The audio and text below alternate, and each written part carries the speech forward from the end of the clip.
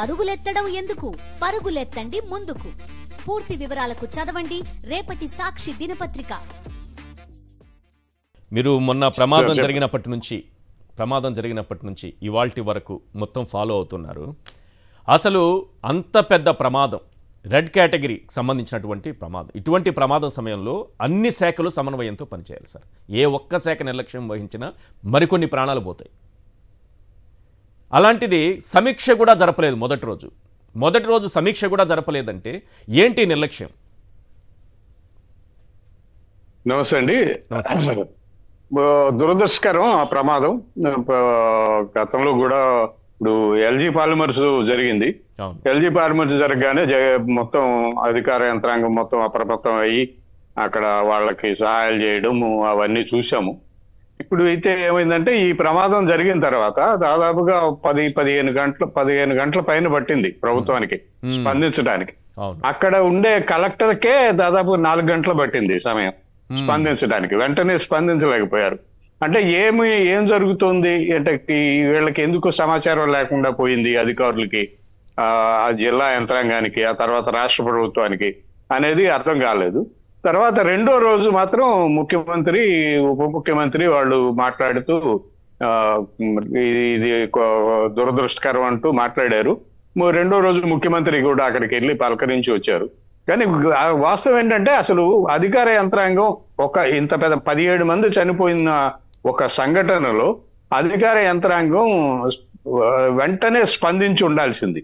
అది పోలీసులు, revenue, fire services, ఇట్లాంటి డిపార్ట్మెంట్లన్నీ కూడా అప్పటికప్పుడు రెడీ అయిపోయి బాధితులకు అండగా నిలబడాల్సిన అవసరం ఉంది. అసలు బాధితుల్లో బాధితుల్ని హాస్పిటల్కి తీసుకెళ్ళింది ఎవరు? అక్కడ ఉండే బస్సులు, అవును, ఫ్యాక్టరీ సంబంధించిన బస్సుల్లో వెళ్ళారు. మరి అధికార యంత్రాంగం అంతా ఏం చేస్తోంది? వీళ్ళంతా ఎక్కడికి వెళ్ళారు? వీళ్ళ దగ్గర ఉండే అంబులెన్సులన్నీ ఏమైపోయినాయి? అవి ఆశ్చర్యంగా ఉంది. అంటే 17 మంది ప్రాణాలు అంటే అంత చిన్నగా, అంత చులకనగా ఎలా తీసుకున్నారు వీళ్ళు అనేది అర్థం కాని విషయం. 17 మంది ప్రాణాలు పోయినప్పుడు తర్వాత కొన్ని క్షతగాత్రులు ఉన్నారు, బాగా తీవ్రంగా గాయపడిన వాళ్ళు ఉన్నారు, స్వల్పంగా గాయపడిన వాళ్ళు ఉన్నారు. అయితే వాళ్ళు ఎవరు ఏ ఆసుపత్రిలో చేరారు అనే సమాచారం ఆ కుటుంబ సభ్యులకి లేదు. తెల్లవారే వరకు కూడా అంటే దాదాపుగా 12 గంటల పాటు మరి కుటుంబాలన్నీ కూడా రోధిస్తూ అటు హాస్పిటల్కి ఈ హాస్పిటల్కి పరిగెత్తుతూ ఉండడం అనేది దురదృష్టకరం. అప్పటికప్పుడే అధికారులు ఎవరు ఎక్కడున్నారు అనేది చూసుకొని కుటుంబ సభ్యుల్ని గైడ్ చేయాల్సిన అవసరం ఉంది. అధికారులు ఏమి తక్కువ మంది లేరు, 2-3 అధికారులని కాదు. అధికార యంత్రాంగం కదిలితే మొత్తం పైనుంచి కింద వరకు అధికార యంత్రాంగం కదిలితే ఈ పనులన్నిటికీ కూడా సరిపోతారు. వాళ్ళు పేర్లు నోట్ చేసుకునే వాళ్ళు, ఐడెంటిఫై చేసేవాళ్ళు, పేషెంట్లను ఐడెంటిఫై చేసేవాళ్ళు, వాళ్ళ ఫ్యామిలీని ఐడెంటిఫై చేసేవాళ్ళు, ఇలాంటి యంత్రాంగం అంతా కూడా ఉంటుంది. కదిలితే కలెక్టర్ కదలాలి. కలెక్టర్ కదిలితే ఇవన్నీ జరిగిపోయి ఉండేవి. అయితే కలెక్టర్ కదలడానికే 4 గంటల సమయం తీసుకున్నారు అంటే దాన్ని బట్టి అర్థమవుతుంది వీళ్ళకి మరి ఇన్స్ట్రక్షన్స్ రాలేదా,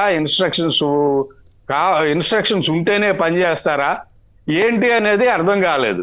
ఆ సమయంలో సాయంత్రం వరకు కూడా సార్ సమీక్ష జరుగుతోంది కదా, ముఖ్యమంత్రి గారికి సమాచారం ఉంటుంది కదా, డీజీపీ గారికి సమాచారం ఉంటుంది కదా, ఆ తర్వాత హోంమంత్రి గారు ప్రెస్ మీట్ కూడా పెట్టారు కదా, తర్వాత కార్మిక మంత్రి కూడా స్పందించారు కదా. ఎవరైనా సరే తక్షణం మేము సహాయక చర్యలు చేపడుతున్నాము, ఇక్కడ ఇంత పెద్ద ప్రమాద తీవ్రత తెలియదు, వాళ్ళకి తెలుసా, తెలియనట్టు ఉన్నారా, అసలు ఏంటి వాళ్ళకి సమాచారం?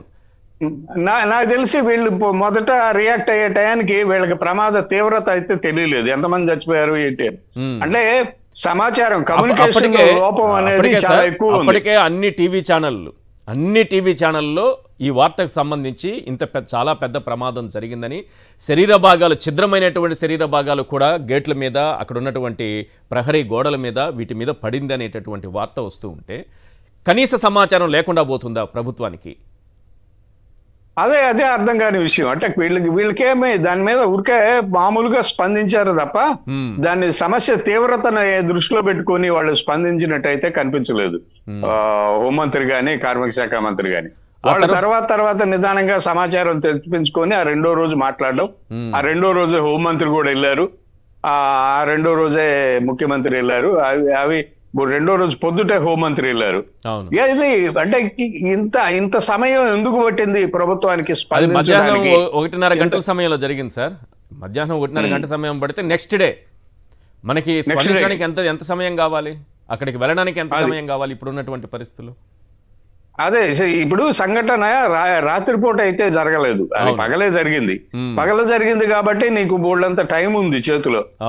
సో మొత్తం అధికారులంతా యంత్రాంగం అంతా కలిసి కూర్చొని పేర్లు, బాధితుల పేర్లు, మృతుల పేర్లు, క్షతగాత్రుల పేర్లు ఇవన్నీ సేకరించడం, వాళ్ళ కుటుంబాలు ఎక్కడున్నాయని సమాచారం తీసుకోవడం, వాళ్ళని కలపడం, అలాగే ఆసుపత్రి దగ్గర ఆ కుటుంబ సభ్యులు ఎవరైనా స్పృహ తప్పి పడిపోవడం అనేటటువంటి జరిగితే వాళ్ళకి వైద్యం అందించేందుకు అందుబాటులో ఉండడం, ఇట్లాంటివన్నీ జరగాలి. మరి ఇవన్నీ అయితే మిస్ అయినాయండి ఈ సంఘటనలో. ఇంకొకటి ఈ పనులన్నీ మిస్ అయినాయి.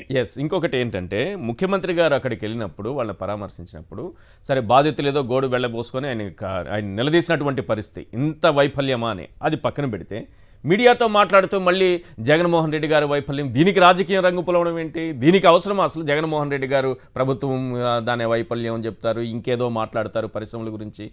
అసలు మీరు అధికారంలో ఉన్నారు, మీరు స్పందించలేదయ్యా బాబు అంటే దీనికి కూడా జగన్మోహన్ రెడ్డి కారణం. అది రాజకీయ పార్టీ రాజకీయ వ్యాఖ్యలు చేస్తారు. ఇక్కడ కూడా అవసరం ఈ సిచ్యువేషన్ లో కూడా అవసరం అన్నది ఇంత దానికి సంబంధం లేదు కానీ, జగన్మోహన్ రెడ్డికి నిన్న జరిగిన సంఘటనకి సంబంధం లేదు కానీ, అయితే రాజకీయ వ్యాఖ్యలు చేయాలి కాబట్టి రాజకీయ వ్యాఖ్యలు చేస్తారు. చంద్రబాబు నాయుడు ఎక్కడ మాట్లాడినా ఎక్కడ ఏది మాట్లాడినా జగన్మోహన్ రెడ్డి ప్రస్తావన తీసుకొస్తున్నారు. ఆ ప్రభుత్వ అధికారిక కార్యక్రమాల్లో మాట్లాడినా, ప్రజలతో మాట్లాడినా, పార్టీ కార్యకర్తలతో మాట్లాడినా జగన్మోహన్ రెడ్డి ప్రస్తావన తీసుకొస్తున్నారు. జగన్మోహన్ రెడ్డి పాలన గురించి ప్రస్తావన చేస్తున్నారు. ఇవన్నీ అదే పద్ధతిలో బాధితులతో కూడా జగన్మోహన్ రెడ్డి మీద ప్రస్తావన తీసుకొచ్చారు తప్ప దాంట్లో అది రాజకీయపరమైన వ్యాఖ్య, రాజకీయపరమైనదే కానీ ప్రభుత్వాధినేతగా చేయాల్సిన వ్యాఖ్య అయితే కాదు అది. రైట్.